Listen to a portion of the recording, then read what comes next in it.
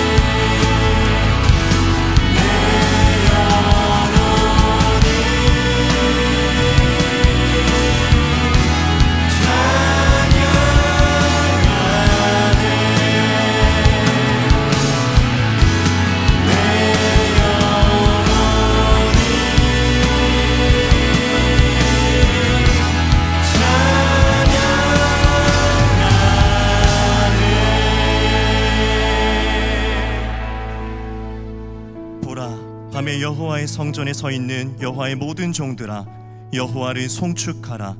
성소를 향하여 너희 손을 들고 여호와를 송축하라. 천지를 지으신 여호와께서 시온에서 내게 복을 주실지어다. 아멘. 온 천지 만물을 지으신 하나님 아버지, 우리를 한 사람 한 사람을 기억하시고 오늘 예배의 자리로 인도하여 주시니 감사합니다. 밤에도 주를 섬기던 종들처럼 이 시간 우리도 온 마음과 정성을 다하여 주님을 송축하오니 우리의 예배를 기쁘게 받아 주옵소서. 이 예배 가운데 한없는 은혜와 복을 주실 것을 믿사오며 예수님의 이름으로 기도드립니다. 아멘. 혜성교회 비전과 방향성을 담은 블레싱 기도문으로 공동체의 고백을 올려드리겠습니다. 교회를 세우시고 돌보시며 인도하시는 하나님, 혜성교회가 아브라함에게 주셨던 하나님의 말씀을 따라 세상 만민이 우리로 말미암아 복을 받게 되는 축복의 통로가 되게 하시고, 예수님의 지상 명령을 따라 세상에서 힘들고 지친 모든 사람들이 하나님 안에서 풍성한 생명을 누리도록 사랑으로 섬기는 교회가 되게 하여 주옵소서. 우리의 예배와 사역을 통해 하나님의 살아계심이 드러나게 하시고 말씀과 성령으로 사람을 세워가며 하나님의 나라를 꿈꾸는 사도행전적 교회가 되게 하여 주옵소서.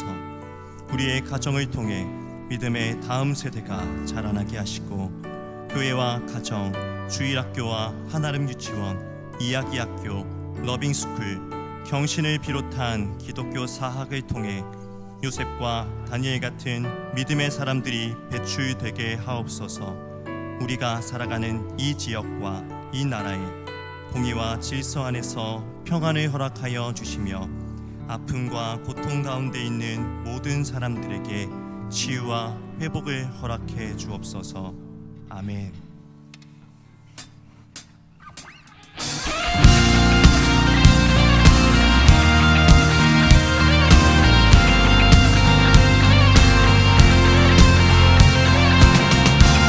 온 천지 만물을 지으시고 다스리시는 우리 주님의 이름을 찬양하며 나아가십시다.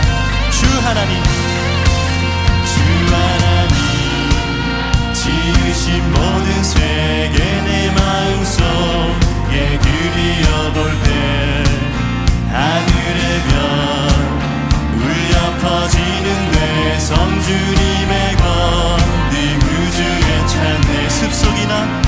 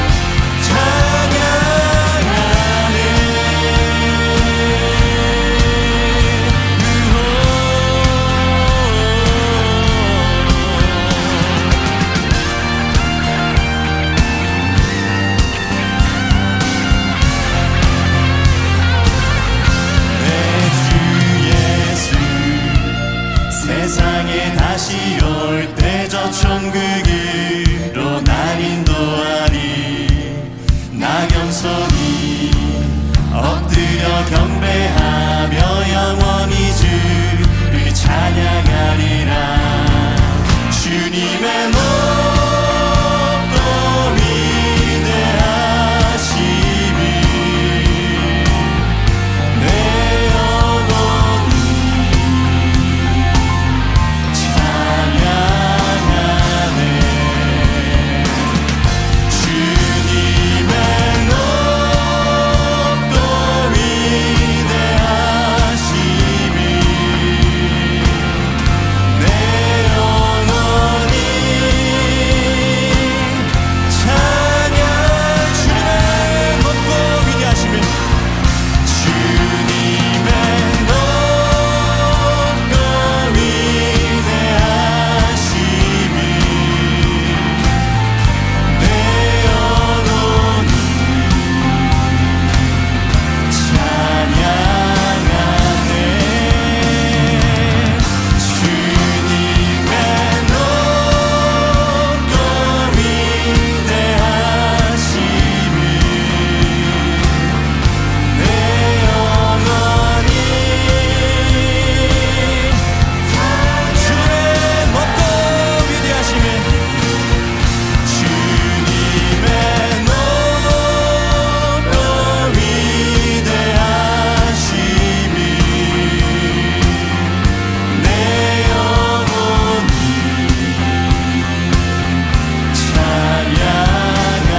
찬양하네.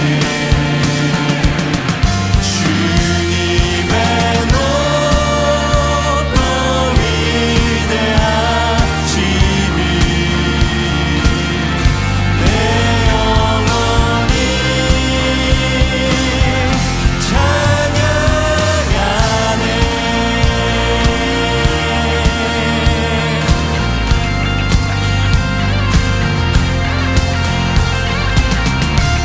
천지 만물을 지으시고 다스리시는 주님, 우리의 영혼이 주님의 높고 위대하심을 찬양합니다. 할렐루야.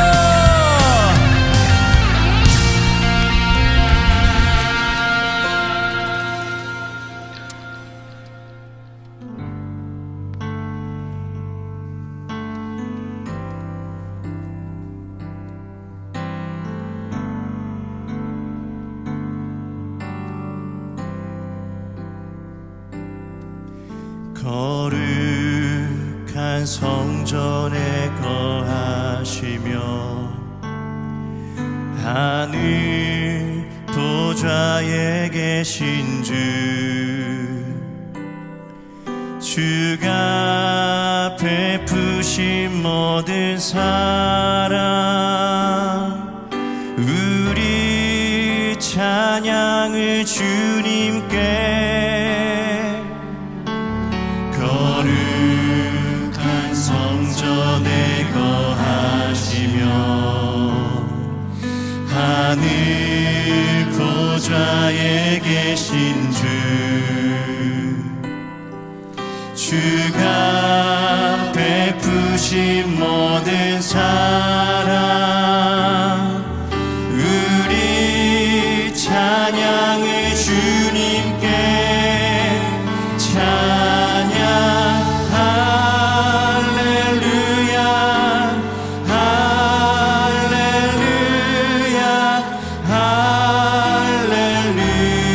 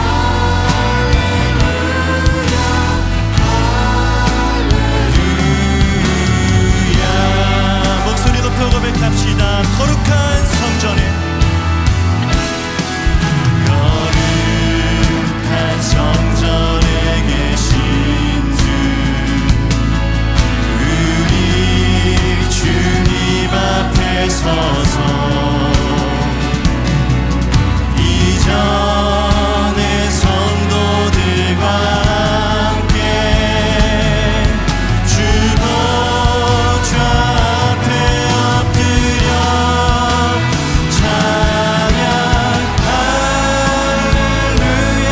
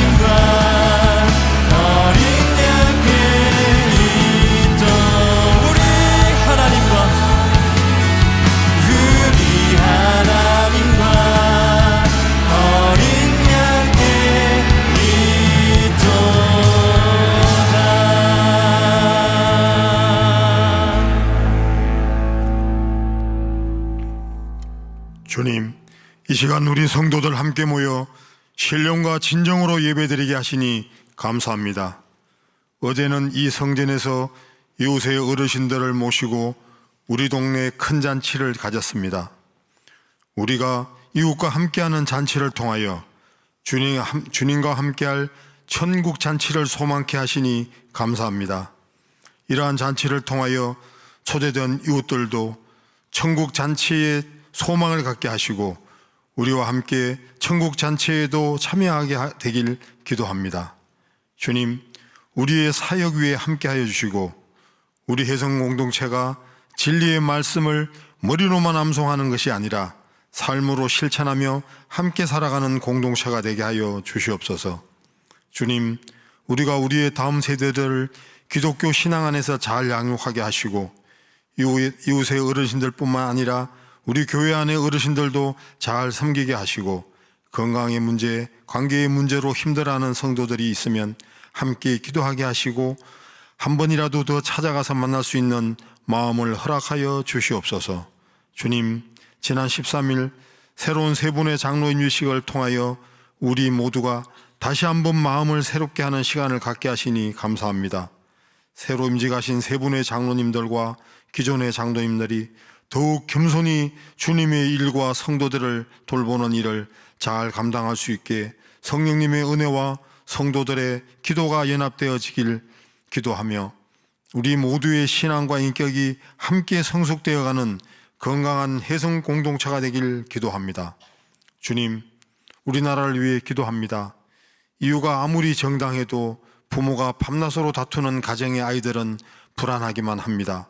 정치인들의 서로가 아무리 이것이 정의라고 우리가 옳다고 외치며 싸우지만 그 싸움이 길어지면 국민들의 외면을 받을 수밖에 없을 것입니다. 하지만 주님, 이들의 모습 속에서 또한 우리의 모습을 돌아보게 됩니다. 우리는 과연 공정했는가, 정의로웠는가를 생각하며 반성하게 됩니다. 교회를 손가락질하는 세상을 보며 과연 우리 안에 선한 사마리아인의 모습이 있는가, 빛과 소금의 직분을 감당하였는가, 선한 척, 빛과 소금의 직분을 감당하는 척만 했던 우리의 모습을 회개합니다.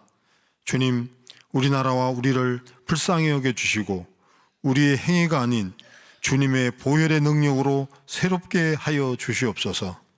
주님, 정명호 담임 목사님을 강건하게 붙들어 세워주시고 전하시는 말씀을 통하여 우리 모두가 변화되고 은혜받게 하여 주시옵소서. 혜성 공동체를 건강하게 잘 이끌어가게 하시고 그 마음에 주신 비전, 후배 목사들을 잘 훈육하고 세워가는 일과 교계에서 기대하고 바라는 일들도 기쁨으로 잘 감당할 수 있게 물질적, 인적 동역자들을 세워주시고 성령님 함께하여 주시옵소서. 이 시간 선교사님들의 선교지와 미래자립교회의 목회 현장과 이곳에서 다음 세대들을 붙들고 기도와 말씀으로 실험하고 있는 선생님들에게 특별한 은혜를 내려 주시옵소서.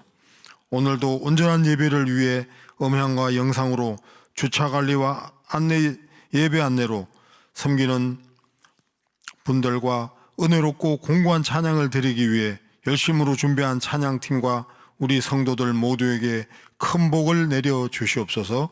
예배의 시종을 주님께 맡기며 우리의 구원자 되신 예수님의 이름으로 간절히 기도드렸습니다. 아멘.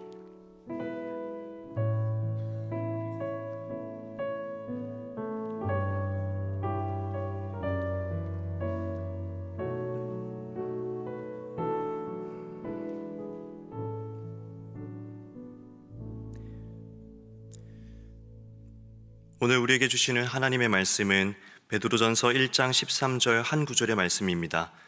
화면을 참고하시어 합독하시겠습니다. 그러므로 너희 마음의 허리를 동이고 근신하여 예수 그리스도께서 나타나실 때에 너희에게 가져다 주실 은혜를 온전히 바랄지어다. 아멘.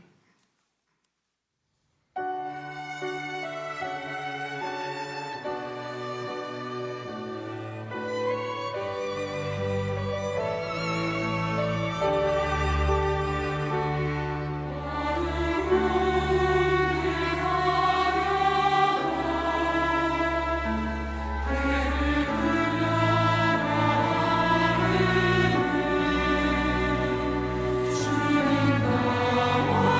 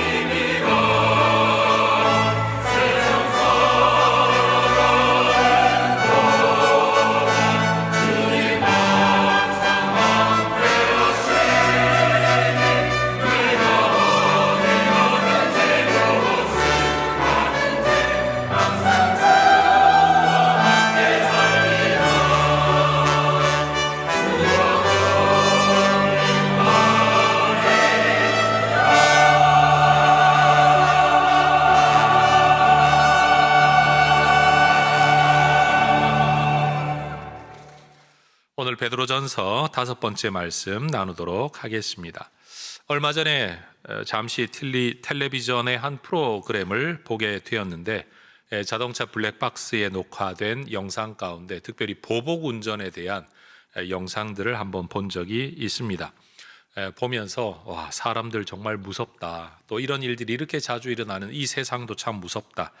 혹시나 나도 운전하다가 저런 일을 당하면 어떻게 대처해야 되나 라는 생각이 절로 들게 되었습니다. 보는 내내 마음이 너무 힘들어서 중간에 아예 TV를 꺼버린 적이 있습니다. 도대체 무엇이 사람들을 저렇게까지 화내게 만들었을까요? 우리 한국 사람들의 마음속에 무슨 울분이 이렇게 많이 쌓여 있어서 저 작은 일에 저렇게까지 폭발하게 되나라는 생각을 하게 됩니다. 그리고 도대체 우리 사회는 언제부터 이렇게 자기 감정을 폭력적으로 드러내는 일이 이렇게 보편적인 일이 되었을까라는 생각을 합니다. 우리가 살아가는 지금 이 세상은 언어 사용에 있어서, 돈 사용에 있어서, 그리고 육체를 사용함에 있어서, 마음을 사용함에 있어서 절제와 미덕을 찾아보기 힘든 세상이 된 것 같습니다. 성경에도 보면 말을 하는데 찌르듯이 말한다 이런 표현이 나오죠.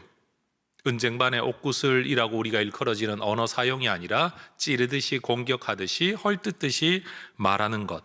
돈을 사용함에 있어서 분에 넘치는 과소비가 보편화되어져 버린 책임지지 못할 대출로 살아가는 많은 분들, 육체는 끝없는 쾌락과 일탈을 일삼고 있죠. 반대로는 안일함과 나태함으로 사용하는 분들도 있습니다. 자기 마음을 사용함에 있어서 다스리지 못할 분노, 감정 표출, 반대로는 우울증이라든지 의욕 저하를 가지고 살아가는 분들도 참 많은 것 같습니다. 여러분, 우리 예수쟁이들이 이 땅을 살아가는 동안에 우리가 살아가는 이 세상의 분노 지수는 조금 낮아질 수 있기를, 윤리와 도덕 지수는 조금 더 높아질 수 있기를, 서로 간의 여유와 배려, 베풀음은 우리 때문에 조금 더 흔하고 보편적이 되어질 수 있기를, 우리가 그렇게 기여하고 쓰임받을 수 있기를 주의 이름으로 축복합니다. 한번 따라 하십시다. 우리는 세상의 빛과 소금이어야 합니다. 그렇습니다. 여러분, 숫자가 많은 게 필요한 게 아니라 저 바닷물의 농도처럼 얼마 되지 않는 염분이 저 바다를 유지하는 것처럼, 여러분, 우리의 삶이, 우리의 존재가 여러분 이 세상을 조금이라도 좀 살기 좋은 세상으로 만드는 일에 우리가 쓰임받을 수 있으면 좋겠습니다. 어울려서 함께 살아가는 세상입니다. 그런데 그러려면 자기를 절제해야 하는데 이 절제를 위한 훈육을 요즘은 찾아보기 힘들게 되었습니다. 특별히 어려서부터 훈육받지 못했다면 최소한의 자기 훈육, 자기 절제, 셀프 디시플린이라고 말할 수 있는 자기 관리가 우리한테 필요한 것 같습니다. 여러분, 감정을 억누르고 살아야 된다는 말을 하는 게 아닙니다. 적절한 분출과 해소는 꼭 필요하죠. 그런데 문제가 되는 건 아이들이나 어른들이나 자기의 감정, 자기의 자유를 분출하는 일이 여러분 폭력적이고 비인격적이고 퇴폐적이고 타락이라는 방향으로 나아간다는 겁니다. 이른 아침부터 좀 죄송한 이야기이긴 하지만 여러분, 사람은 배설을 하지 않으면 살아갈 수가 없습니다. 죽습니다. 그런데 문제는 뭐냐? 이 배설이라는 것이 정해진 장소에서 정해진 방법으로 여러분 이루어진다면 이건 건강을 유지하는 일이지요. 근데 한번 생각해 보세요. 길거리에서 배설을 한다면 여러분, 그게 배설물에 대한 배설말 말하는 게 아니죠. 언어 사용이라든지 자기의 감정 사용에 있어서도 약속된 장소에서 약속된 방법으로 누구나 허용할 수 있는 방법으로 이런 것들이 분출되고 배설된다면 여러분, 우리는 건강한 삶을 살 수 있지만 서로가 약속되지 않은 장소에서 약속되지 않은 방법으로, 더군다나 남에게 혐오감을 끼치는 방법으로 배설된다면 여러분 얼마나 불쾌하겠습니까? 우리가 지금 그런 세상을 살아가는 것 같아요. 가정과 학교 교육 안에서 사회성, 관계성이라는 말 찾기가 힘들고 미덕과 존중이라는 가치를 우리가 잃어버린 것 같습니다. 모두가 이기적 개인주의만 주장하죠. 그래서 내가 누릴 수 있다, 내가 향유할 자유가 있다, 나의 이익과 손해만 따지게 되는 거죠. 심지어 서로가 서로를 존중해 주지 않다가 보니까 나의 체면과 나의 존엄은 내가 지켜야 된다라는 의식이 발동되는 것 같습니다. 또 다른 생존 본능이겠죠. 그런데 심지어 그것을 남의 것을 짓밟고서라도 내 것을 지키려고 하다가 보니 모두가 파괴적인 세상이 되고 말았습니다. 국제관계를 봐도 마찬가지 아닙니까? 여러분, 나 걸 이익을 지키기 위해 남의 것을 함부로 여러분 빼앗는, 전쟁을 일으키는 여러분, 이런 일들이 지금 이 세상의 논리입니다. 세상 돌아가는 걸 보면서 기도하는 목사로서는 하나님 앞에 탄식하며 이런 표현을 합니다. 죄송합니다. 하나님, 세상이 미쳐 돌아가는 것 같습니다. 지도자라고 말하는 사람들, 국가 원수라고 말하는 사람들 중에 내가 볼 때 제정신인 것 같은 사람이 아무도 없는 것 같습니다. 왜 저렇게 극단적인 사람, 한쪽으로 치우친 사람, 하나님 왜 이렇게 이상한 사람들이 다 지도자가 됩니까? 그러다가 보니 지도자를 바라보는 그 나라도 이상한 데로 나아가고 국민들도 의식이 자꾸만 저런 것들을 보편적인 것, 당연한 것처럼 여기는 것 같습니다. 하나님, 합리적인 지도자들이 세워지기를 원합니다. 이런 기도를 할 수밖에 없는 겁니다.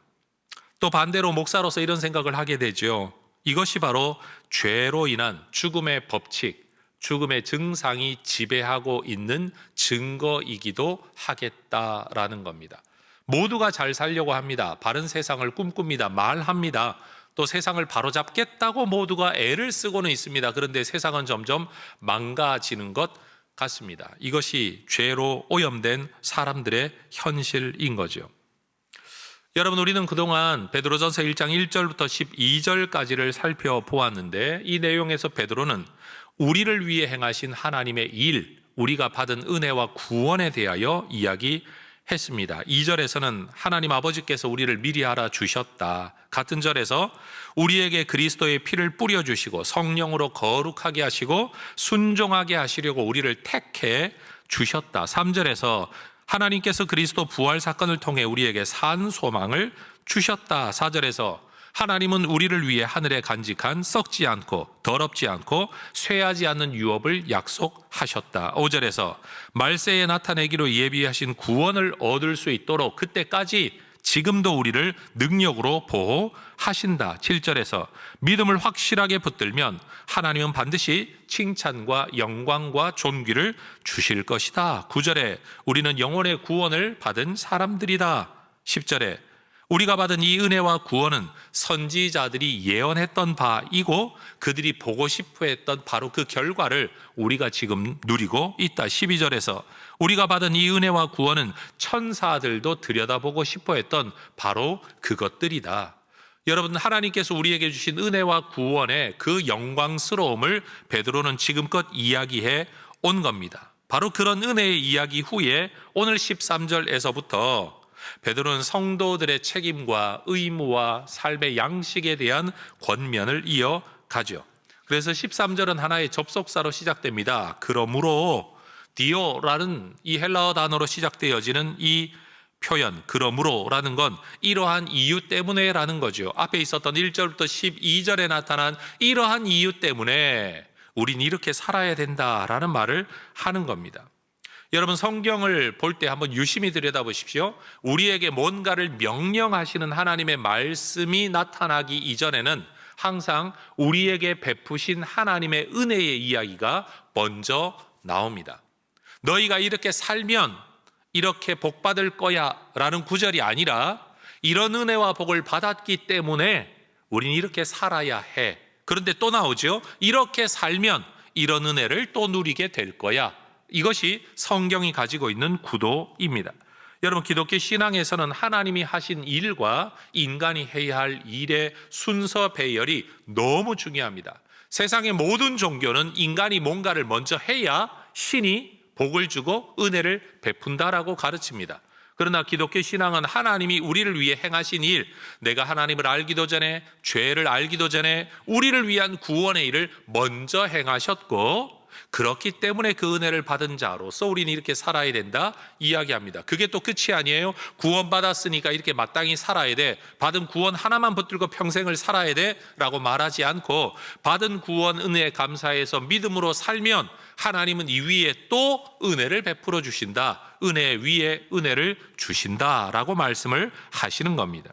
그러니 여러분, 성도들의 모든 가치관, 특별히 윤리 개념과 책임 의식은 우리가 그렇게 함으로써 은혜를 누리게 되는 게 아니라 구원받았기 때문에, 다시 말해 인간이 인간으로 태어났기 때문에 인간답게 살기 위한 사회와 과정을 거쳐야 되는 것처럼 우리가 하나님의 백성이 되었기 때문에 백성답게 살아야 된다라는 겁니다. 너희가 이렇게 살면 하나님의 백성이 된다는 게 아니라 하나님의 백성이 되었기 때문에 거기에 걸맞은 삶을 살아야 된다 말하는 거죠. 여러분, 하나님은 우리가 하나님을 알기도 이전에, 무슨 순종을 하기도 이전에, 무슨 공로를 세우기도 이전에 우리에게 먼저 은혜를 베풀어 주셨습니다. 그러니 여러분, 하나님은 우리에게 말씀하시는 거예요. 옛날처럼 살 필요가 없다. 은혜를 입은 자이기 때문에 옛날 방식으로 살아갈 이유가 없다라고 말씀하는 거예요. 은혜가 없을 때는, 은혜 밖에 있을 때는 살아남기 위해서라도 세상 방식을 추구해야 합니다. 아주 극단적 예를 하나 들어보죠. 가족을 부양해야 되는데, 부모님을 부양하고 자식을 부양해야 되는데 먹을 게 없고 식량을 얻을 방법이 없어서 도둑질을 했다고 칩시다. 세상에 그런 일이 정말 많잖아요. 너무나도 악한 일을 행한 사람인데 들여다보면 왜 그런 일을 했느냐? 선한 일을 하려고 악한 일을 했다. 이게 세상이 가지고 있는 악의 보편성인 겁니다. 그런데 하나님은 그런 사람에게 양식을 주시고 먹을 길을 열어주시면서 이렇게 말씀하시는 겁니다. 이제는 도둑질하지 않고 살아도 된다라는 겁니다. 여러분, 가늠한 여인을 사람들이 붙들고 와 예수님께 질문했습니다. 돌로 쳐 죽여야 되지 않겠습니까? 라고 말을 했습니다. 근데 예수님 말씀하시죠. 죄 없는 자가 먼저 돌로 쳐라 라고 말씀하시며 이 여인에게 돌아가서 다시는 죄를 범하지 말라 하셨습니다. 네가 죄를 범하지 않고 10년을 살다가 내게 돌아오면 내가 너를 용서해 줄게 하시지 않았습니다. 돌아가라, 새 삶을 살아라, 구원받은 자다, 너는 새 생명 얻은 자다, 은혜 입은 자다 말씀하시는 겁니다. 하나님은 우리에게 명령을 하시는 게 아니라 새로운 삶을 권면하시는 겁니다. 여러분, 교회를 오면 어떤 분들이 그런 말씀을 하세요. 교회를 오면 멀쩡히 애쓰며 열심히 이 세상 잘 살았는데 내가 죽을 죄인이 된 것 같다. 교회만 오면 죄, 회개 맨날 이런 이야기를 한다. 그래서 너무 기분이 좋지 않다. 저는 충분히 공감이 됩니다. 여러분, 표면적으로 성경을 들여다보면 분명히 죄를 이야기하고 죽음과 심판을 이야기합니다. 회개를 이야기하고 있습니다. 그러나 여러분, 그 이면을 더 깊이 들어가 보면 하나님의 의도가 어떠한가를 우리는 더 잘 알아야 합니다. 다시 말해, 하나님 우리에게 말씀하시는 게 너 죽어, 심판받아, 너 미워, 내가 싫어, 내가 너를 저주할 거야, 회개하지 않으면, 이렇게 말씀하시는 게 아니라는 거예요. 오히려 하나님이 우리에게 은혜를 베푸시면서 너도 살기 위해 그렇게 했지. 그런데 네가 이런 삶을 살아왔을 때 그 결과가 뭔지 한번 들여다봐. 너 살려고 그렇게 했는데 그게 진짜 삶이니? 이런 방식으로 살아보면 너는 진짜 네가 원하는 걸 얻을 수 있어. 그게 생명의 길이야. 그게 구원의 길이야. 여러분, 하나님은 우리를 꾸짖는 분이 아니라 우리에게 생명의 길을 일러주는 분이십니다. 하나님은 우리에게 은혜를 베푸시면서 이렇게 말씀하시죠. 옛날처럼 살지 않아도 된다.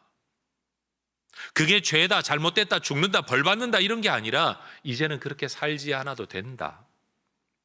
여러분, 제가 잘 쓰는 비유가 있지 않습니까? 뿌리 뽑힌 나무. 여러분, 뿌리가 뽑혀버린 나무는 수분과 영양분을 공급받을 길이 없습니다. 조금이라도 더 살아남으려면요, 남의 것 빼앗는 것밖에 없습니다. 그러나 여러분, 시냇가에 뿌리 내린 나무는 남의 것을 빼앗을 이유가 없습니다. 왜요? 늘 영양분을 공급받을 수 있기 때문인 겁니다. 하나님의 명령은 하지 마라, 그게 죄다, 그러면 벌 받는다. 표면적으로는 그러하지만 이면은 그렇지 않습니다. 이제는 그렇게 살 필요가 없다. 오히려 그렇게 살면, 네가 원하는 대로 살면 오히려 네가 원하는 대로 되지 않는다. 이 방식대로 한번 해봐라. 이게 삶의 길이다. 이게 생명의 길이다. 이게 구원의 길이다. 이게 함께 살 수 있는 길이다. 그러면 잘 될 거다라는 아버지의 훈육이란 말씀입니다. 성도 여러분, 잘 살기 위해, 성공하기 위해, 출세하기 위해, 또는 행복하기 위해 우리가 살아왔던 삶의 방식이 여러분 지금 어떤 방식으로 결과 맺어지고 있는가를 들여다보실 수 있기를 바랍니다. 내가 살기 위해, 내가 무시당하지 않기 위해 행했던 방법들, 세상이 다 그렇게 살다가 보니까 여러분 결국 힘센 사람이 이기는 것 아닙니까? 돈 많은 사람이 이기는 것 아닙니까? 지지 않으려고 하는 삶을 살아가다가 보니 모두 지지 않으려는 사람밖에 없어서 결국은 싸워야만 살아남는 세상이 된 것 아닙니까? 세상 누구도 이런 세상을 꿈꾸지 않았습니다. 세상에 누구도 남을 죽이면서 내가 살겠다라고 생각하는 사람 아무도 없습니다. 근데 현실은 뭐냐? 살려면 그럴 수밖에 없다. 이것 아닙니까? 여러분, 이것이 이 세상이 가지고 있는 여러분 죄로 오염된 죽음의 법칙이 지배하는 증상 모습들이라는 사실입니다. 우리가 이런 말 하죠. 알고 보면 세상에 나쁜 사람 한 명도 없다. 공감하십니까, 여러분? 왜 대답이 없으실까요? 알고 보면, 들여다보면, 사귀고 보면 모두가 선한 사람, 좋은 사람들, 여러분 그런 사람들입니다. 그런데도 그런 선한 사람들이 모여있는 이 세상은 정말 무섭습니다. 왜 그런가요? 선한 사람들이 선하게 살려고 하지 않고, 선하게 살면 손해본다고 생각하고, 선하게 살면 짓밟힌다고 생각하고, 의도적으로도 악해져야만 살아남는다는 사고방식을 가지고 있기 때문인 겁니다. 여러분, 우리는 하나님의 은혜를 이미 받은 사람들입니다. 그런데 받은 은혜만 있는 게 아니라 3절 안에서 말하는 것처럼 예수 그리스도께서 나타나실 때에 우리에게 가져다 주실 은혜가 아직도 남아있는 사람들, 이미 받은 은혜에 기초하여 앞으로 주어질 은혜를 기다리고 있기 때문에 이건 죽은 소망이 아니라 산 소망이죠. 헛된 소망이 아니죠. 근거 없는 소망이 아닌 겁니다. 이루어질 소망인 겁니다. 그래서 여러분, 이 소망을 품게 된 사람들은 이전처럼 살아갈 수가 없는 겁니다. 그래서 예수 믿으면 달라진다, 예수 믿으면 사람이 바뀐다, 삶이 바뀐다라는 말을 하는 거죠. 삶의 가치관이 달라지니 삶의 방식이 달라지는 겁니다. 삶의 목적이 달라지니 과정이 달라지는 겁니다. 여러분, 그렇게 달라진 삶의 특징 가운데 하나가 오늘 13절이 말하는 것처럼 마음의 허리를 동이고 근신하는 삶입니다. 여러분, 마음의 허리를 동인다라고 말할 때 이 허리를 동이고라는 이 표현은 유대인들의 복장 문화, 마치 치마와 같은 옷을 입고 살아가는 사람들 가운데 격렬한 활동을 위해 준비를 하려면 치마를 걷어붙이고 띠를 띄어야만 됩니다. 그래야 마음껏 몸을 움직일 수 있기 때문입니다. 엘리야도 허리를 동이고 엘리사도 종에게 허리를 묶어라 라고 이야기를 하고, 여러분 엘리사 스스로도 종 하나를 불러 허리를 동이고, 다시 말해 어떤 일을 시키기 위해서 허리를 동이고 라는 말은 그 일을 수행할 수 있도록 준비하라 라는 말인 거죠.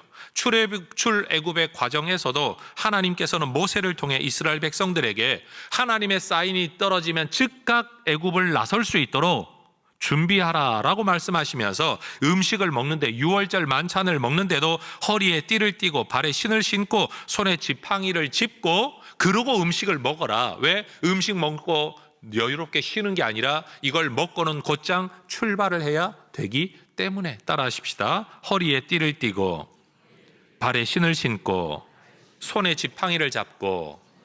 여러분, 이런 모습들이 바로 허리를 동이고라는 모습인 겁니다. 심지어 하나님은 욥에게 말씀하시죠. 허리를 묶고 내가 너에게 묻는 것에 대답 한번 해봐라. 여러분, 이때는 진짜 허리를 묶는 걸 말하는 게 아닙니다. 마음의 준비를 하고 대답할 준비를 하고 한번 내 질문에 대답해 보라는 겁니다. 오늘 이 설교를 들을 때도 여러분 허리를 동이고 설교를 들으시기를 축복합니다. 허리띠 풀어놓고 마음 풀어놓고 설교 듣지 말고 하나님의 말씀이 뭐라고 하시는지를 듣고 거기에 즉각 응답하고 즉각 반응하기 위한 설교 청취의 자세가 필요하다라는 겁니다. 심지어 예수님께서는 제자들에게 말씀하시기를 아직도 귀가하지 않은 주인이 와서 문을 두드리면 즉각 문을 열어주려고 기다리는 종의 자세로 신앙생활을 하라, 믿음 생활 이어가라 라고 말씀을 하셨습니다. 그런데 여러분, 이 허리를 동이라라는 말은 옷매무새에 대한 이야기가 아니라 마음 준비이죠. 그 마음 준비에 대한 태도를 오늘 본문은 근신하라라고 말하는 겁니다. 베드로전서에서는 4장에서도 5장에서도 이 근신하라는 단어가 반복해서 등장합니다. 그만큼 중요한 거죠. 이 땅을 나그네로 살아가는 사람들이 가져야 할 마음 자세의 핵심 키워드가 뭐냐? 근신이라는 겁니다. 그런데 근신이라는 건 구금당하는 거 아닙니다. 처벌받는 걸 말하는 게 아닙니다. 지난 날을 반성하며 생각하는 것, 이게 근신이 아닙니다. 문자적으로 근신이라는 건 말이나 행동을 삼가하고 조심하는 것이 근신이지만, 오늘 성경이 말하고 있는 근신이라는 단어는 조심하는 걸 말하는 게 아닙니다. 오히려 깨어 있음을 말합니다. Be sober. 술 취하지 아니하고 맑은 정신으로 준비되어 있는 상태를 말하는 겁니다. 지금도 은혜 안에 살면서 앞으로 주어질 은혜를 바라보고 살아가는 우리 그리스도인들은 깨어 있는 상태, 세상 말로 널브러진 상태, 풀어 헤쳐진 상태가 아니라 깨어있는 상태로 살아가야 된다라는 겁니다. 그래서 어떤 학자는 이 근신하라라는 말을 자기 훈육을 하라, 셀프 디시플린, 자기 관리를 하는 모습으로 설명하기도 했습니다. 여러분, 우리가 의도적으로 깨어 있으려고 하지 않는다면, 다시 말해 근신하지 않는다면, 마가복음 4장 19절은 말하죠. 세상의 염려, 재물의 유혹, 기타 욕심들이 들어와서 내 삶이 좋은 결과에까지 이르지 못한다라는 거 경고했습니다. 우리가 의도적으로 깨어 있으려고 하지 않으면 누가복음 21장에서도 예수님 경고하시기를 쾌락과 방탕함, 술 취함, 생활의 염려 때문에 마음이 둔해져서, 여러분 둔한 게 뭡니까? 굼뜬다는 거 아닙니까? 즉각 반응해야 되는데 반응하지 못하는 상태 아닙니까? 왜 그렇게 되었느냐? 누군가는 방탕함 때문에, 누군가는 술 취함 때문에, 그런데 누군가는 생활의 염려 때문에. 자, 따라하십시다. 방탕함과 술 취함과 염려는 같은 것입니다. 우리는 방탕함과 술 취함은 퇴폐적인 거라고 이야기합니다. 나쁜 거라고 이야기합니다. 근데 생활의 염려는요, 당연한 거라고 이야기합니다. 누구나 하는 것 아니냐라고 이야기를 합니다. 근데 문제는 뭐냐? 그것이 가지고 오는 결과가 뭐냐라는 거예요. 여러분, 술 취한 사람들, 여러분 군사들이, 부대가 술 취해서 제대로 된 전쟁에 대응을 못해 여러분 아주 전쟁을 패해버린 역사적 전쟁사의 이야기 우리가 많이 듣지 않습니까? 여러분 깨어있어 경계를 해야 되는데 경계하지 못해서, 왜? 술 취해버려서 잔치하느라고. 여러분 나가서 칼을 휘둘러 싸워야 되는데 몸이 말을 듣지 않는 거예요. 왜요? 술 취해버려서. 그래서 여러분 깨어있지 않으면 언제 있을지 모르는 위기에 즉각 대응을 하지 못하는 것, 이게 위험이라는 거죠. 성경도 우리에게 말하는 겁니다. 여러분 우리가 믿음으로 즉각 대응하지 못하게 만드는 것, 아주 나쁘게는 방탕함, 아주 나쁘게 술 취함, 여러분 이거 누구나 나쁘다는 걸 알지요. 근데 문제는 뭐냐? 생활의 염려조차도 내가 즉각 대응, 믿음으로 즉각 대응할 수 없는 어떤 요인이라고 한다면 그것도 그만큼이나 나쁜 일이다. 여러분 근신이라는 상태를 유지하기 위해 우리 그리스도인들은 내가 깨어있음, 맑은 정신으로, 맑은 건강의 상태로 나를 유지하지 못하게 만드는 일체의 도취, 중독, 부주의함, 태만, 이런 걸 피해야 하는 겁니다. 무엇이든지 행할 자유가 우리에게 있습니다. 그런데 여러분 우리는 내가 행할 자유가 있지만 그것이 내게 유익되지 않는다고 생각하면 그 자유를 사용하여 오히려 할 수 있는 걸 안 하는 자유, 이게 성숙함 아니겠습니까? 바울은 의도적으로 우리가 마음에 담고 생각해야 될 것도 있지만 반대로 의도적으로 생각하지 않아야 될 것들도 있다라고 골로새서 3장 2절에서 말씀합니다. 여러분 떠오른다고 다 생각이 아닙니다. 생각난다고 다 생각하면 안 됩니다. 의도적으로 마음에 담고 깊이 생각해야 될 게 있고, 잠깐 떠올랐지만 흘려보내 버려야 할 것이 있습니다. 여러분 이것에 대해서 세상에서 이런 말이 있죠. 새가 내 머리 위를 날아 지나가는 것을 내가 막을 수는 없다. 그러나 그 새가 내 머리 위에 둥지를 트는 것은 내가 막을 수 있다. 이해가 되시죠? 근데 여러분 그 새가 뭘 의미할까요? 떠오르는 생각을 말하는 겁니다. 여러분 어느 날 갑자기 밑도 끝도 없이 성적 욕구가 발동되는 건 여러분 건강한 사람이라면 있을 수 있는 일이고 당연한 일입니다. 근데 문제는 뭐냐? 그걸 내가 붙들고 생각하는 거. 누군가 밑도 끝도 없이 떠올랐는데 여러분 그 사람을 마음에 담고 그 사람과 성행위 하는 걸 연상하고 여러분 이런 것들을 준비하는 이거 하지 말아야 할 생각이라는 겁니다. 내 안에 일어나는 어떤 욕심이 일어날 수 있습니다. 탐심이 일어날 수도 있습니다. 생각났다가 여러분 내어 버려야 됩니다. 그런데 내가 그걸 생각으로 붙들고 마음에 담기 시작하면 이게 올바른 일이 안 된다라는 거예요. 사도 요한은 더 적극적으로 생각해야 할 것과 생각하지 말아야 될 것을 사랑해야 할 것과 사랑하지 말아야 할 것으로 요한 1서 2장에서 이야기하죠. 왜요? 사랑이 뭡니까? 사랑이라는 게 깊이 생각하는 게 사랑이기 때문에 그런 겁니다. 따라하십시다. 생각해야 할 것과 생각하지 말아야 할 것이 있습니다. 다시 말씀드립니다. 떠오르는 생각을 제가 지금 말하고 있는 게 아닙니다. 스쳐 지나가는 생각을 말하고 있는 거 아닙니다. 붙들고 의도적으로 생각하며 연구하며 고민하며 길을 찾는 의도적 행위의 생각, 해야 될 것과 말아야 될 것이 있다라는 겁니다. 우리의 근신을 깨뜨리는, 깨어있음을 깨뜨리는, 여러분 이러한 생각들은 주로 무슨 생각들이냐? 요한일서 2장 16절이 말하는 것처럼 육신의 정욕, 안목의 청욕, 이생의 자랑. 사람의 감각이 요구하는 것들, 때로는 눈에 보이기에 탐나는 것들, 때로는 사람들과 비교하여 내가 좀 더 낫다라고 자랑하고 싶은 것들, 여러분 이런 것들이 우리의 근신을 깨뜨리죠. 이런 것들은 하나님 아버지께로부터 온 게 아니라 세상으로부터 온 것이라고 이야기합니다. 여러분 우리는 지금 이 혼란한 세상 마음 다잡고 주의하며 살아가야 합니다. 넋놓고 살다가는 히브리서 2장 1절이 말하는 것처럼 어떻게 흘러 떠내려가는지 알 수 없는 겁니다. 여러분 한 아기가 태어나면 요 몇 년 사이, 그러니까 출생 후 몇 년 사이에 얼마나 급격하게 성장하는지 모릅니다. 우리 영화부 선생님들은 아마 이걸 가장 가까이서 경험하실 것 같아요.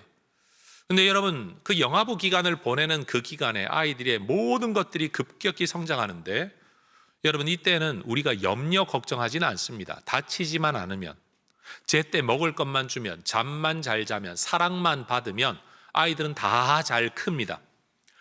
여러분 혹시 영아부 시기를 잘못 보내서 삐뚤어진 아이가 있다 이런 이야기 들어본 적 있으십니까?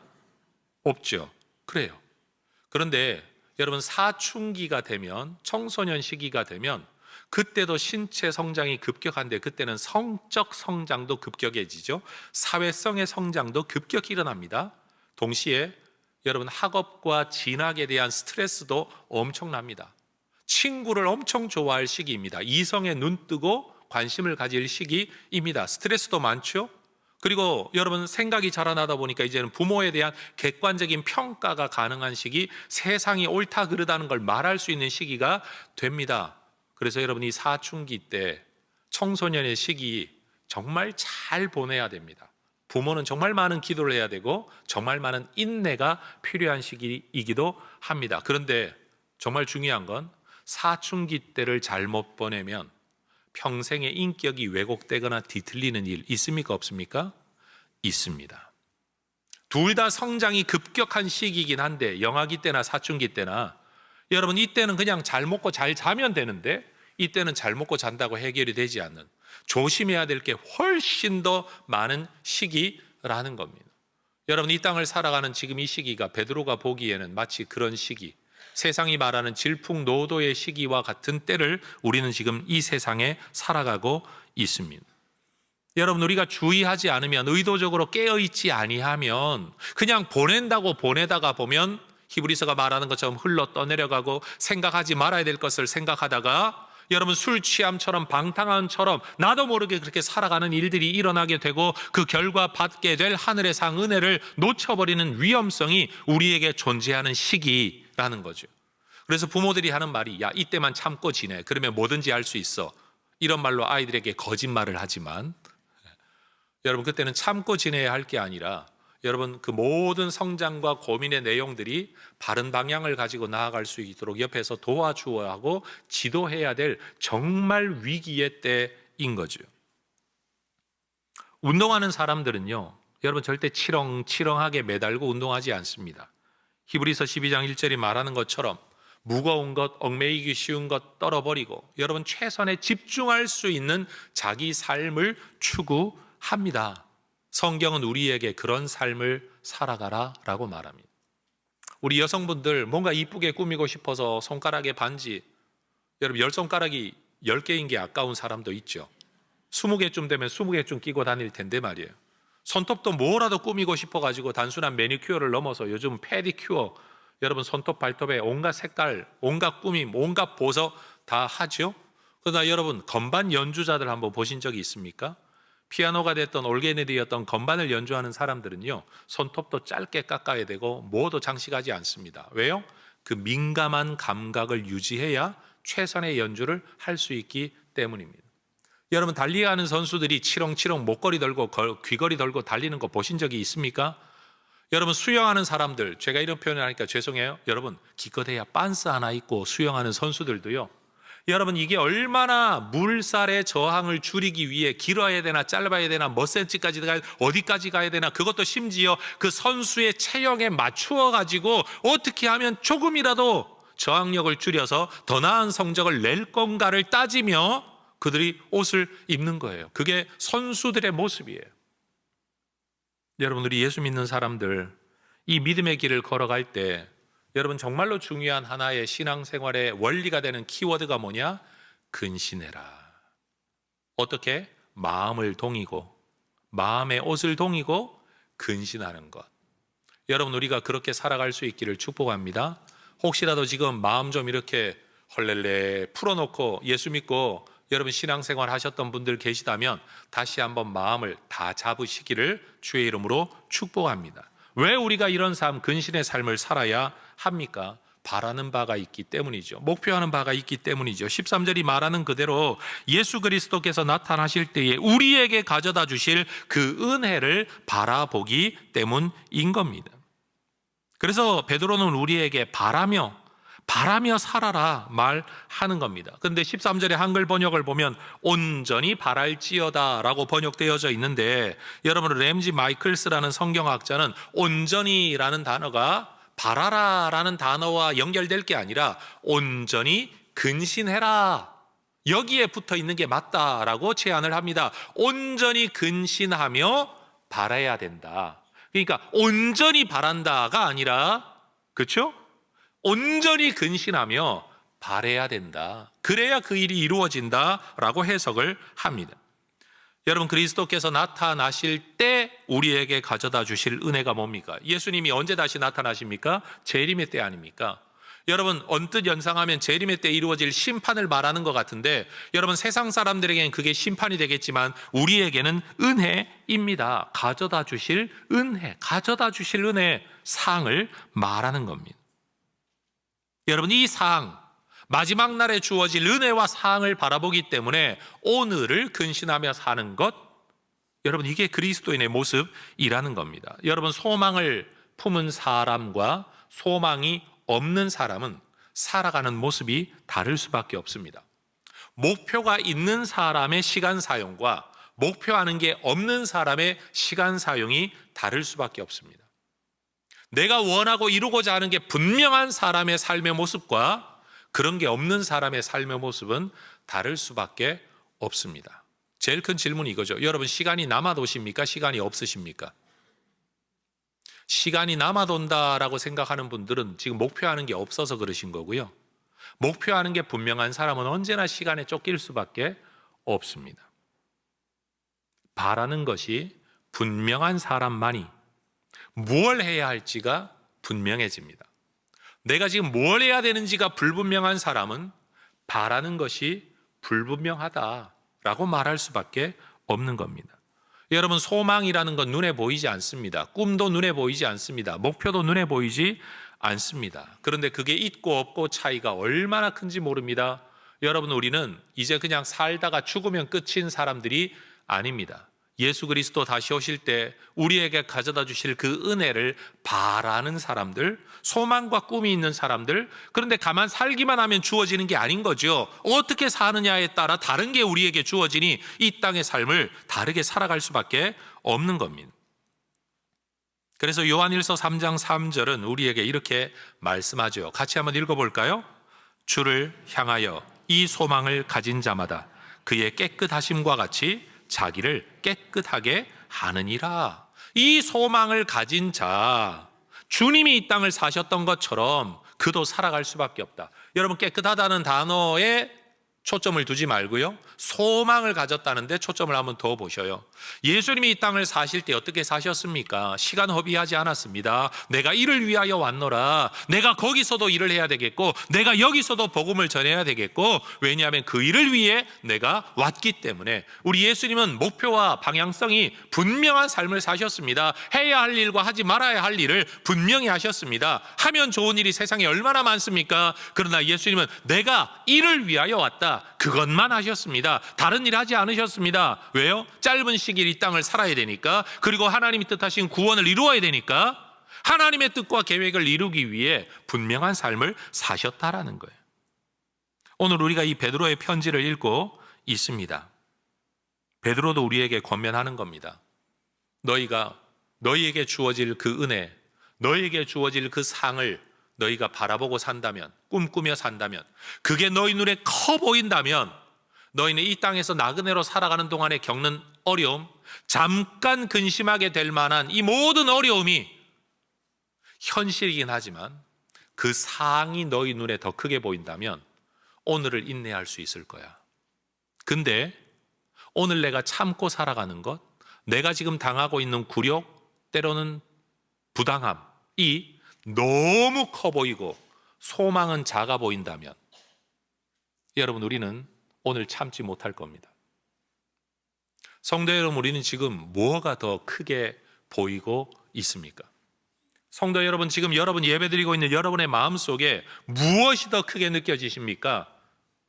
오늘 살아가는 어려움이 너무 크게 느껴지시고 상은 작아 보이십니까?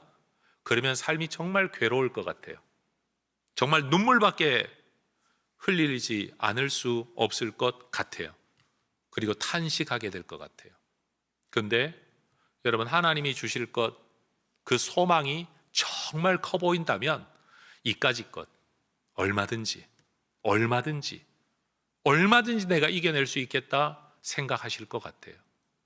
남보다 어려움이 크냐 작으냐 이 문제가 아니에요. 지금 남과 비교할 게 아니라 지금 나의 삶의 대가와 하나님께서 내게 베풀어 주실 은혜, 무엇을 더 크게 보느냐는 거죠. 남보다 크냐 남보다 작으냐가 아니라 소망보다 크냐 소망보다 작냐. 여러분, 이것이 우리가 이 땅을 살아가면서 지켜야 할 근신의 마음, 태도라는 겁니다. 사도 바울을 한번 보십시오. 그들로 디모데후서 4장 7절과 8절에 그는 믿음을 붙들고 나는 살아간다. 믿음의 선한 싸움을 싸운다. 그런데 한번 싸우고 나는 끝나지 않는다. 끝까지 나는 달려갈 거다. 왜? 나를 위하여 예비된 의의 면류관을 사모하기 때문에. 믿음 붙들고 나아가야 할 이 선한 싸움, 다른 사람들이 볼 때 왜 굳이 그렇게 살아야 되냐라고 말할 수 있는 그 삶을 내가 끝까지 달려가겠다, 그렇게 달려왔다 말할 수 있는 이유가 뭐냐? 나를 위하여 예비된 의의 면류관. 여러분, 이것이 우리가 바라보아야 할 예수 그리스도 다시 오실 그날에 우리에게 베풀어 주실 은혜라는 겁니다.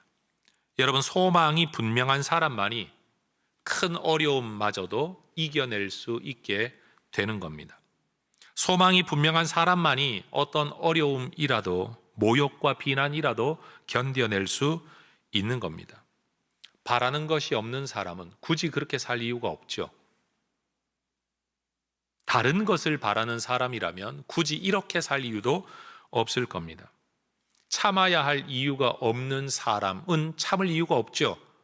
그런데 참아야 할 이유가 있는 사람은 참는 겁니다. 우리가 흔히 어려서 들었던 이야기, 처자식 먹여 살리기 위해 직장 생활의 모든 모욕을 견뎠던 아버지들의 이야기. 왜 참습니까?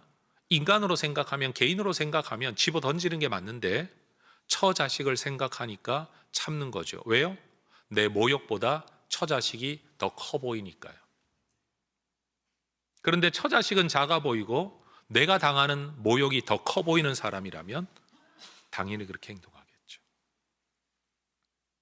결국 무엇이 커 보이느냐가 우리의 삶의 모습을 결정하는 것 같습니다. 여러분, 제가 우리 교회를 목회하는 동안에 있었던 에피소드가 얼마나 많았겠습니까? 20년을 살았으니까. 근데 어느 대화를 하는 중에 성도들이 그런 말 하는 거예요. 누군가가 무슨 말을 했다면, 야, 우리 목사님 그런 거 싫어하셔. 우리 목사님 그런 거 안 좋아하셔.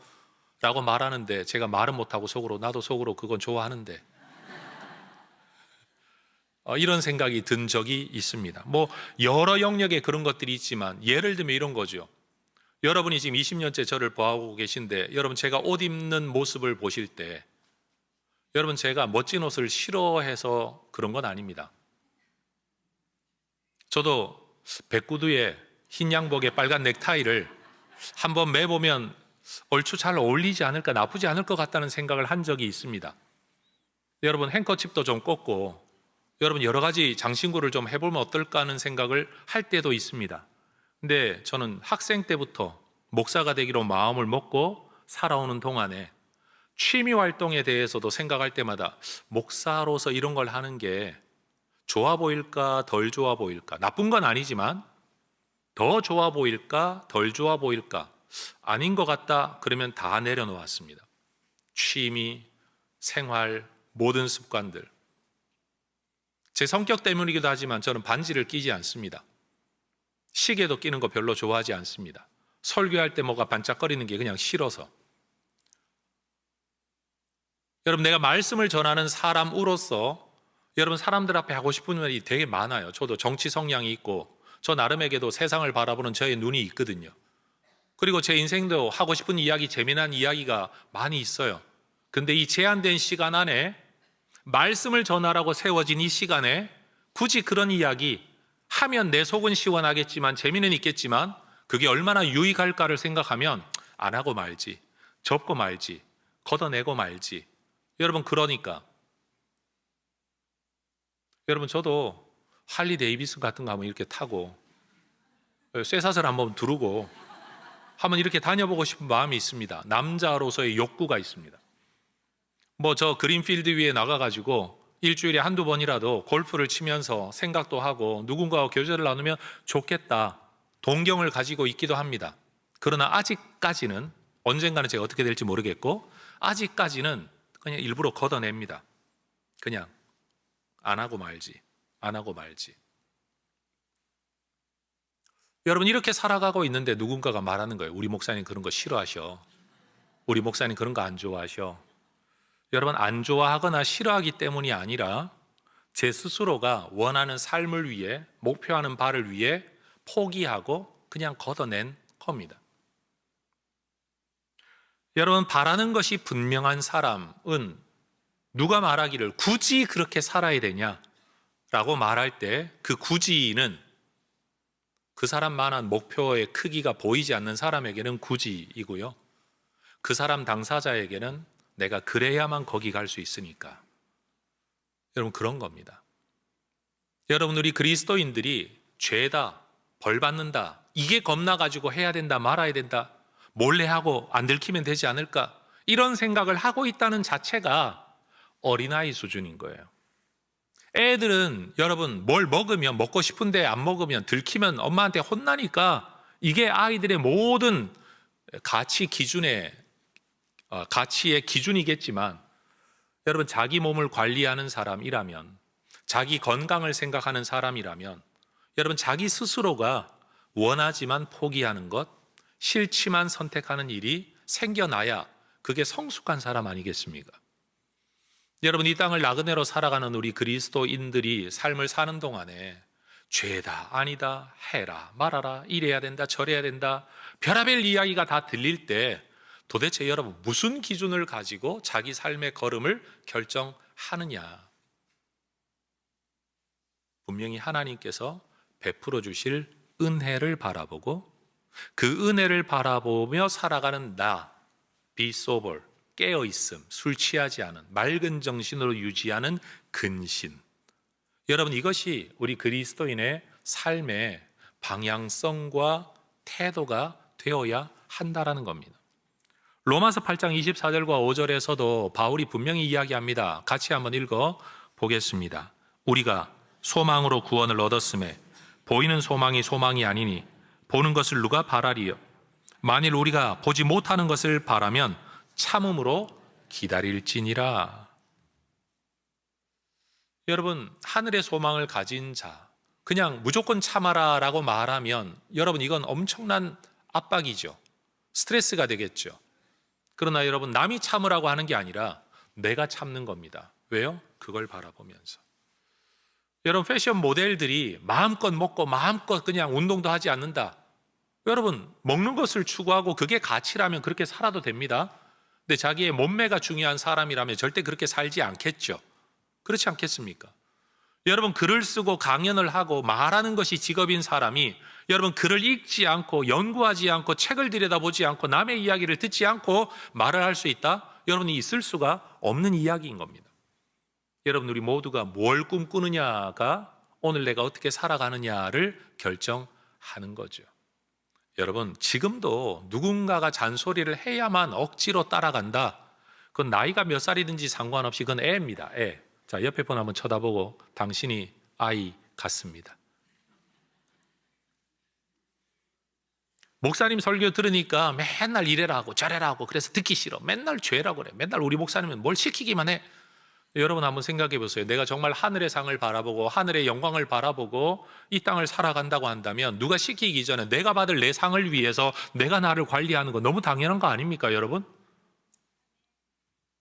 여러분, 그리스도인의 삶이라는 건 희생하는 삶 아닙니다. 그건 희생이 아니죠. 왜? 주어질 대가가 분명하니까. 아예 잃어버리고 돌려받을 게 없어야 희생이지. 여러분, 하나님께서는 우리에게 약속하셨습니다. 전 예수님의 말씀 가운데 정말 좋은 게 네가 믿음대로 살면 천당에서 상을 누릴 거다 이렇게 말씀하시지 않고 금생의 배나 받고 내세의 영생을 받지 못할 자가 없느니라. 다시 말해 금생과 내세에 둘 다야 말씀을 복을 주시겠다고 약속한 말씀이 얼마나 저한테 큰 동기부여가 되는지 모릅니다. 믿음대로 살고 말씀대로 살면요 죽어 천당에서만 은혜와 복을 누리는 게 아니라 이 땅에서도 누리는 게 있다라고 예수님이 분명히 약속하셨습니다. 여러분, 그 예수님의 말씀인 줄 믿으십니까? 그렇다면 오늘 어떻게 살아야 됩니까? 그 상을 받을 만하게 살아가고 있냐라는 거죠.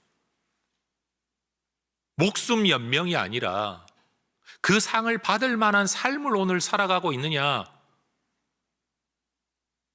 그 남이 내게 주는 게 아니라 하나님이 주시는 거예요. 남에게 인정받는 게 아니라 하나님께 인정받는 거죠. 남이 굳이 그렇게까지 살 필요가 있냐라고 말할 때 아니야. 나는 내가 그걸 이루기 위해 내 스스로가 이 길을 선택한 거야. 여러분, 언젠가는 세상을 마칠 때가 우리에게 분명히 올 겁니다. 또 힘 빠질 때도 옵니다. 하고 싶어도 일 못할 때 옵니다. 우리 장로님들께 제가 늘 말씀드리지만 은퇴 곧 옵니다. 이대석 장로님, 그죠? 곧 옵니다. 지금은 일하는 게 부담스럽지만 여기 은퇴하신 분들 다 아시죠? 일하고 싶어도 안 시켜줄 때가 곧 옵니다. 하고 싶어도 아무것도 안 맡겨줘요. 그럴 때가 곧 옵니다. 일할 수 있는 기회, 일함으로 상을 쌓을 수 있고 상을 받을 수 있는 기회가 여러분 얼마 남지 않았습니다. 인생이 참 긴 것 같은데 그렇게 길지 않아요. 내 희생, 내 노력이 대가가 너무 잔인한 것 같은데 사실 내가 받을 상에 비하면 잔인한 게 아닙니다. 오히려 적다. 내가 뭘 더 넣어야 더 많은 거 받지 않겠냐? 여러분, 이것이 예수 믿는 사람이 가지는 세상이 알 수 없는 의식인 겁니다. 여러분, 하나님 앞에서 이 믿음의 길을 잘 걸어가실 수 있기를 축복합니다. 굳이 그래야 되냐라고 말하는 사람들에게 내 꿈이 좀 크거든. 내가 소망이 좀 커. 내가 하나님한테 받으려고 하는 기대가 커. 그래서 나는 일부러 이렇게 사는 거야. 야, 너무 힘들지 않냐? 아니야. 기뻐. 그때를 생각하면 너무 기뻐. 그게 주어질 때를 생각하면 너무 기뻐. 여러분, 나그네로 이 땅을 살아가는 우리 믿음의 사람들이 피해의식 속에 살아가는 게 아니라 오히려 하늘에서 주어질 상을 바라보고 여러분 이것을 기쁨으로 살아갈 수 있기를 축복합니다. 여러분, 누군가가 운전 난폭하게 하면 제가 쓰는 방법이 하나 있습니다. 저 사람 화장실이 엄청 급한가 보다. 너무 급한가 보다. 지금 너무 급해서 저러나 보다. 여러분, 내 마음을 다스리는 방법이에요. 그 사람이 어떤지 나는 모르죠. 나쁜 뜻으로 그랬을 수도 있겠죠. 그러나 내가 화내지 않고 좋게 반응하려면 아유 한마디 하고 화장실이 급한가 보지. 운전하다 보면 나도 그럴 때가 있는데 운전하다가 잘못하면 아우 죄송해요 하지만 누가 듣습니까? 차 안에서 말하는 걸 뒷차가 듣는 건 아니잖아요. 그런 일이 우리한테 분명히 있지 않습니까? 여러분, 우리가 가지고 있는 꿈, 우리가 가지고 있는 소망, 우리가 가지고 있는 가치 때문에 이 세상이 여러분 정말 좀 달라질 수 있으면 참 좋겠습니다. 여러분, 이 꿈, 하나님께서 우리에게 주실 상을 크게 보는 여러분 이 은혜가 있으시기를 축복합니다. 내가 하나님께 드리는 것, 이게 너무 커 보이는 게 아니라 이것 때문에 주어질 하늘의 상이 너무 커 보여가지고 이까짓 것 뭐라도 더 라고 할 수 있는 여러분 이런 마음이 우리 안에 일어나 하루하루를 살아가는 데 있어서 이 근신이라는, 조심하는 근신이 아니라 깨어있는 근신, 꿈꾸는 근신, 여러분 가슴 벅찬 근신, 감사가 넘치는 근신이 우리 모두에게 있어지기를 축복합니다. 기도하겠습니다. 하나님 감사합니다. 이 세상도 그 정욕도 지나가되 오직 하나님의 뜻을 행하는 자는 영원히 거할 것이라 말씀하셨사오니 주여, 잠깐 지나가는 세상에서의 감정, 세상에서의 영광, 세상에서의 부귀영화, 여기에 마음 빼앗기지 아니하고 하나님께서 주실 영원한 은혜에 대한 소망이 너무 커 보여서 오늘 근심하며 지나야 할 이 땅에서의 대가가 별것 아닌 것으로, 작은 것으로 여겨져 오히려 오늘을 기쁨으로 살아갈 수 있는, 고난 중에도 기뻐하는 하나님의 백성들 되게 하옵소서. 예수님 이름으로 기도합니다. 아멘. 자리에서 일어나 찬송하며 봉헌하겠습니다.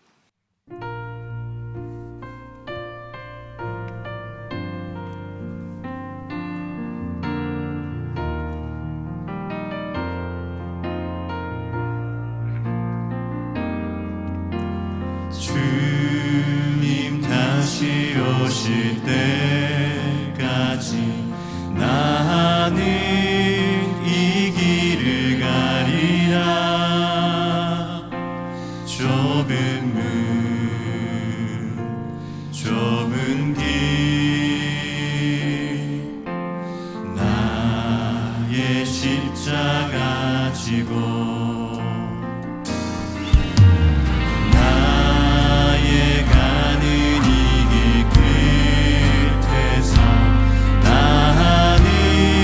주시니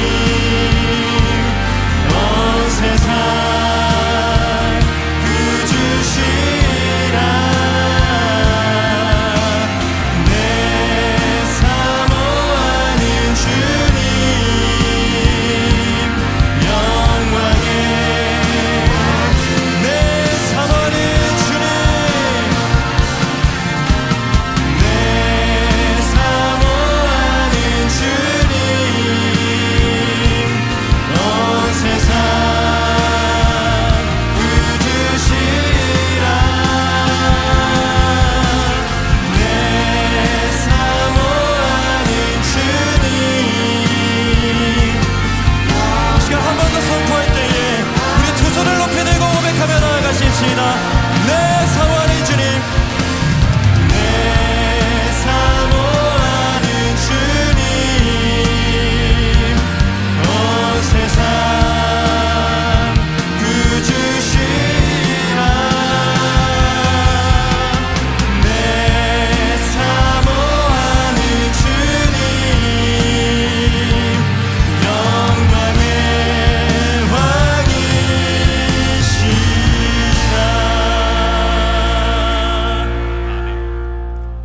우리 다 함께 봉헌의 서양문 고백하겠습니다. 우리를 영원한 죽음에서 건져내신 전능하신 하나님께서 내 삶과 소유의 주인이심을 고백합니다. 은혜로 채워주시는 모든 것들을 지혜로운 청지기로 바르게 사용하겠습니다. 살아가는 동안 물질의 어려움이 있더라도 합력하여 선을 이루시는 아버지 하나님을 더욱 의지하겠습니다. 하나님 나라와 교회 공동체를 세워가는 일에 몸과 마음과 물질로 기쁘게 헌신하겠습니다. 내 삶의 필요를 따라 좋은 것으로 넘치도록 후히 베풀어 주실 하나님을 기대합니다. 아멘. 하늘의 상을 바라보며 이 길 끝까지 걷겠노라 말씀하시고 그 길 완수하셨던 주 예수 그리스도의 은혜와 이미 베푸신 은혜뿐만 아니라 앞으로도 예비하신 은혜 주실 은혜를 우리에게 주려고 하나님 준비하고 계신 우리 아버지 하나님의 극진하신 사랑하심과 이 길을 걷도록 우리를 지키시고 붙드셔서 우리를 강건하게 하시고 보호하시고 그리고 이 모든 고난과 어려움조차도 하늘의 소망 때문에 넉넉히 감당할 수 있는 믿음 주시는 성령 하나님의 충만한 역사하심이 비록 나그네로 이 땅을 살아가지만 고난과 근심 가운데 이 땅을 살아가지만 하나님이 베푸실 은혜를 바라보고 오히려 이 모든 것들을 기쁨으로 감당하기로 결단하는 우리 모든 믿음의 백성들 위해 이제와 영원토록 함께 있을지어다. 아멘.